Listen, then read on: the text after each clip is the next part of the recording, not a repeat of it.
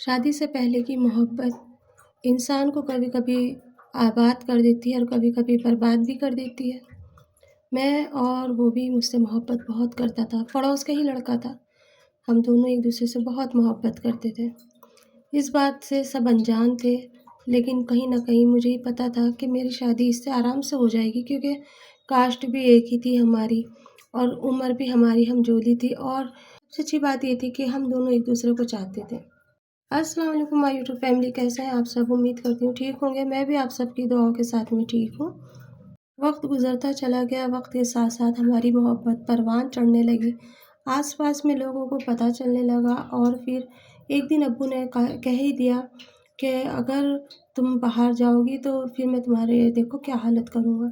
और इस डर से मैंने अब्बू के पास सामने जाना तो जाना, पीछे जाना भी बंद कर दिया।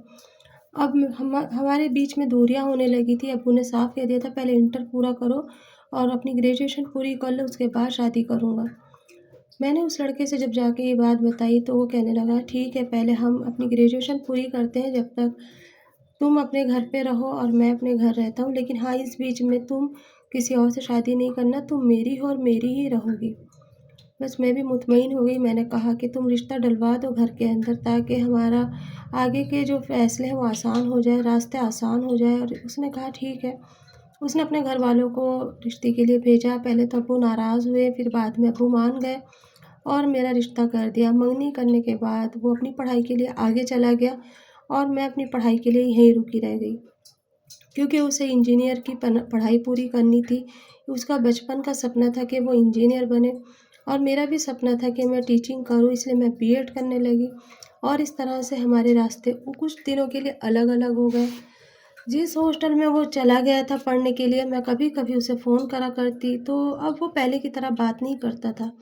मुख्तसर सी थोड़ी बहुत बात करी जल्दी-जल्दी में और फिर फ़ोन कट हो जाता। मुझे बड़ा एहसास होता है कि आज अब तो वो प्यार मोहब्बत वाली बात ही नहीं रही इसके अंदर। शायद शादी के बाद फिर नॉर्मल हो जाए, पढ़ाई का लोड होगा, ज़्यादा से ज़्यादा पढ़ाई करता है, ये सोच के मैं भी चुप हो गई। मुझे क्या पता कि वो पीछे क्या कर रहा है। खैर जब उसकी इंजीनियर पूरी हो गई, पढ़ाई कंप्लीट हो गई, अब वो गाँव वापस आया और घर वालों ने प्रेशर दिया कि अब शादी करो। तो उसने मेरे साथ शादी कर ली। शादी होने के बाद बहुत अच्छी ज़िंदगी गुज़र रही थी मेरी भी और उसकी भी, लेकिन अक्सर जब भी कभी फ़ोन आता तो वो फ़ोन लेके बाहर चला जाता, घंटों बात करता और फिर आता। मैं पूछती तो कहता मेरे दोस्त का फ़ोन था। मैं भी चुप हो जाती कि हाँ, हो सकता है इतने साल बाहर रहने के बाद मुझसे दूर और दोस्तों के नज़दीक हो गया था शायद। खैर वक़्त गुज़रता चला गया। इसी बीच में मेरे एक बेटा हुआ और बेटे के साथ में ही ना मेरी सास ने मुझे अलग कर दिया और कहा कि तुम अब इसके साथ शहर चली जाओ रहने। पर मेरे हस्बैंड मुझे ले जाना नहीं चाहते थे। उसने साफ मना कर दिया कि नहीं, मुझे इसे वहाँ नहीं लेके जाना, वहाँ का माहौल अच्छा नहीं है। छोटा बच्चा है, मैं अपने काम पे ध्यान दूँगा या इन लोगों को सँभालूँगा। पर मेरी सास-ससुर ने एक नहीं सुनी और उनके साथ में हमें भेज दिया गया। मुझे बड़ा ताज्जुब हो रहा था कि सास-ससुर के मना करते हैं सास-ससुर तो भेजने के लिए और वो ज़बरदस्ती भेज रहे हैं और ये लेके जाने को तैयार नहीं।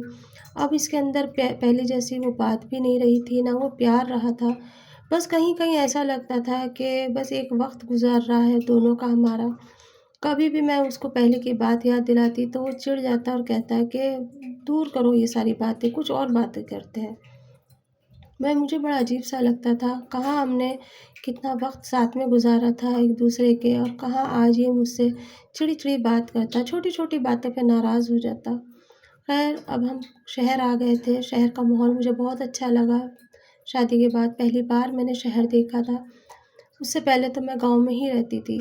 वक़्त गुज़रता रहा और अब तो ऐसा होने लगा था कि कभी-कभी ये आता और कभी रात को आता ही नहीं। अनजान शहर में रात के टाइम मैं अकेली रहती। मुझे बड़ा डर लगता और मैं इसको बार-बार फ़ोन करती तो ये कभी स्विच ऑफ कर देता और कभी कहता कि मैं मीटिंग में बिज़ी हूँ, फ़ोन नहीं करना। मैं कल आऊँगा, मैं परसों आऊँगा। ये बातें जब मैंने देखी तो मुझे कुछ-कुछ शक सा हुआ कि आखिर कोई तो बात ऐसी है जो ये मुझसे छुपा रहे हैं। एक दिन जब ये वॉशरूम में गए तो इनका फ़ोन आया और मैंने वो फ़ोन उठा लिया, लेकिन उसमें पासवर्ड लग रहा था इसलिए मैं फ़ोन नहीं उठा पाई और बस मुझे मुझे जैसे उसने देखा वैसे ही मेरे हाथ से फ़ोन छीन लिया और कहा कि मेरा फ़ोन आज के बाद उठाना नहीं, क्योंकि इसके अंदर बहुत सारी डिटेल होती है और तुम उन चीज़ों को कहीं इधर-उधर ना कर दो। मैं बड़ी परेशान थी, क्योंकि अब इसका रवैया बिल्कुल बदली हो चुका था और हर छोटी-छोटी बात के ऊपर मुझे डाँटना, मारना और चिढ़ा-चिढ़ा रहना, ऐसा हो गया था। मैं सोचती थी शायद पढ़ाई का प्रेशर है या काम का प्रेशर है साथ-साथ में, इसलिए हमारी ज़िम्मेदारियों की वज़ह से ये चिड़चिड़े हो गए हैं। लेकिन वो तो बात ही कुछ और थी।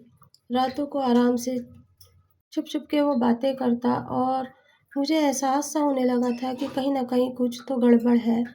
एक दिन मैंने उसको ये एहसास दिलाया कि जैसे मैं बिल्कुल गहरी नींद में हूँ और मैं सो रही हूँ, और फिर उसने आराम से बात करी। तब मुझे एहसास हुआ कि ये शायद किसी लड़की से बात कर रहे हैं।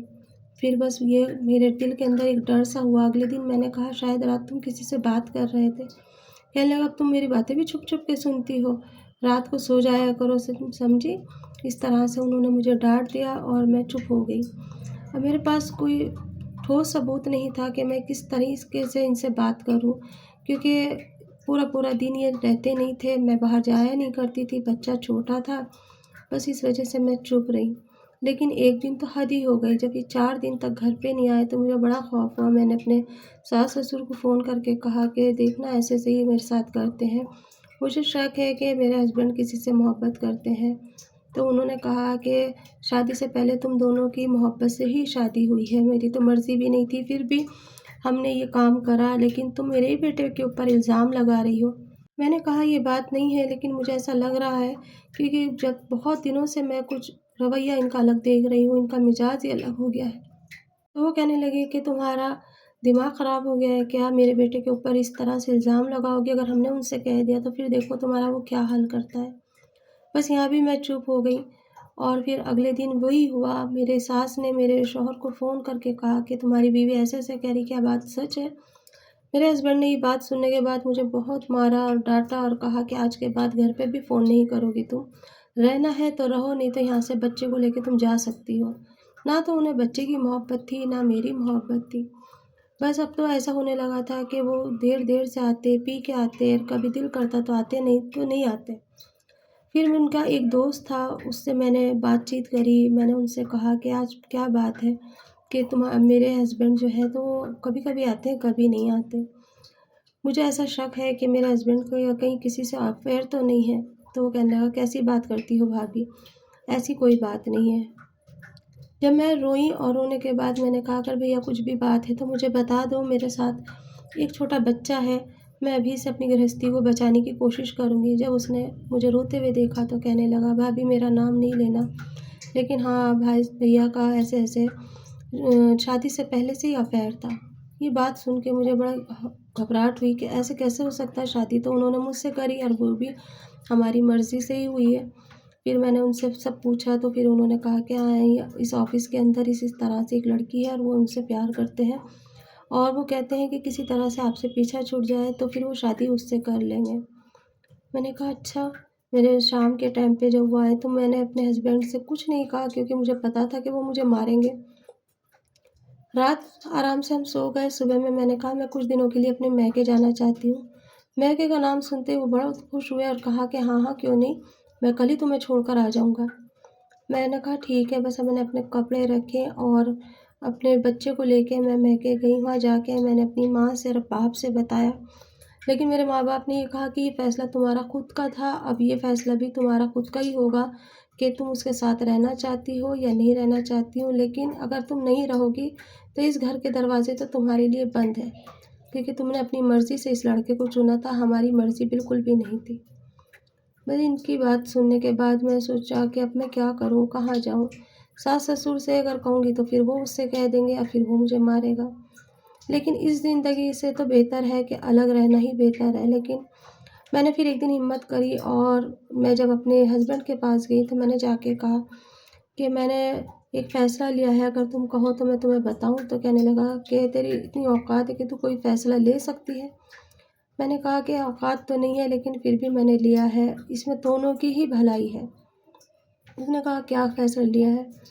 मैंने कहा कि ऐसे-ऐसे मेरा मुझे पता चल गया है कि तुम्हारा किसी और से अफ़ेयर है, तुम मुझसे प्यार पहले करते थे, अब तुम्हारी ज़िंदगी में कोई और आ गया है। तो बस ये है कि ज़िंदगी को ख़त्म करने से अच्छा है कि हम दोनों अलग हो जाएँ, क्योंकि या तो तुम मुझे अपने रास्ते से हटाने की कोशिश करोगे या फिर मैं तुम्हें अपने रास्ते से हटाऊँगी, क्योंकि मैं इस तरह से ज़िंदगी नहीं जी सकती। इससे बेहतर यही है कि हम अलग-अलग हो जाते हैं। बस इतना सुनना था। वो कहने लगा कि मैं तो कब से ही चाह रहा था कि तुमसे मैं अलग हो जाऊँ, और दूसरे ये है कि मैं शादी से पहले से ही उस लड़की से प्यार करता हूँ। तुमसे तो मेरा एक वक़्त गुज़ारना था, लेकिन ये नहीं पता था कि तुम गले पड़ जाओगी मेरे, और घरवालों के सामने मैं किस तरह से कहता कि मैं किसी और लड़के से प्यार करता हूँ। मैंने कहा कि तुम्हारा प्यार तो ऐसा है जैसे दीवाना, किसी से भी तुम्हें हो सकता है, क्योंकि पहले मुझसे हुआ, बाद में उससे हुआ, अब आगे भी किसी और से हो सकता है, तो मैं अपनी ज़िंदगी को और बर्बाद नहीं कर सकती। तुम मुझे खुलासा दे दो और मैं अपनी ज़िंदगी अपने बच्चे के साथ कहीं भी गुज़ार दूँगी। बस इस बात के ऊपर से वो इतना खुश हुआ और कहने लगा कि ठीक है, मैं तुम्हें खुलासा देता हूँ, और उसने मुझे खुलासा दे दिया।